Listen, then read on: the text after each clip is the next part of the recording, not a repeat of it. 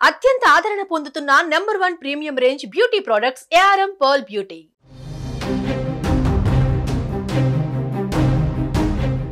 కర్ణాటక ఎగువ రాష్ట్రాలలో ఎడతెరిపి లేకుండా కురుస్తున్న వర్షాలతో హోస్పేటలోని తుంగభద్ర డ్యాం గేటు కొట్టుకుపోయింది.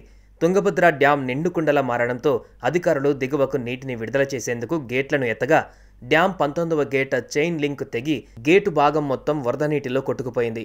దీంతో అక్కడ ఒక్కసారిగా ఉద్రిక్త పరిస్థితులు నెలకొన్నాయి. డ్యాం భద్రతను దృష్టిలో పెట్టుకుని అధికారులు అన్ని గేట్లను ఎత్తి దిగువకు నీటిని విడుదల చేయాలని నిర్ణయించారు.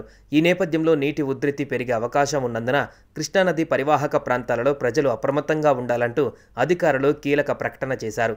ముఖ్యంగా కర్నూలు జిల్లా కౌతాలం మరోవైపు ఇప్పటి వరకు 1,00,000 క్యూసెక్ల మేర నీరు వృధాగా పోయింది. తుంగభద్ర నుంచి 60 టీఎంసీల నీరు వృధాగా పోనుంది. షిమోగాలో వర్షాలకు తుంగభద్ర డ్యాంకు భారీగా వరద నీరు వచ్చి చేరుతోంది. తుంగభద్ర నుంచి సుంకేసుల ప్రాజెక్టుకు 1,00,000 క్యూసెక్కుల వరద వచ్చి చేరుతోంది. నది పరివాహక ప్రాంతాల ప్రజలు అప్రమత్తంగా ఉండాలని అధికారులు సూచనలు చేశారు. గేటు మరమ్మతులు చేసే వరకు సుంకేసులకు వరద ప్రవాహం కొనసాగనుంది. వరద ఎక్కువగా ఉండడంతో సహాయక చర్యలకు ఆటంకంగా మారింది. తుంగభద్రలో వరద తగ్గాక అధికారులు మరమ్మతులు చేపట్టనున్నారు. మరోవైపు తుంగభద్ర డ్యాం గేటు కొట్టుకుపోవడంపైన ఏపీ సీఎం చంద్రబాబు ఆరా తీశారు. రాష్ట్ర జలవనరుల శాఖ మంత్రి నిమ్మల రామానాయుడుతో మాట్లాడి వివరాలు తెలుసుకున్నారు. ఉమ్మడి కర్నూలు జిల్లాలో లోతట్టు ప్రాంతాల ప్రజలను అప్రమత్తం చేయాలని సీఎం ఆదేశించారు. నిర్వహణలో లేని పాత గేటు కొట్టుకుపోయిందని సీఎంకు తెలిపారు. తక్షణం ప్రాజెక్టు వద్దకు డిజైన్ టీంను పంపాలని చంద్రబాబు సూచించారు.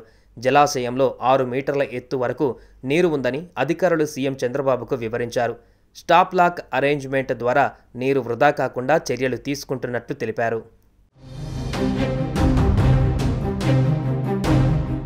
సుమన్ టీవీలో మీ పర్సనల్ అండ్ బిజినెస్ ప్రమోషన్స్ కోసం కింది నెంబర్కి కాంటాక్ట్ చేయండి.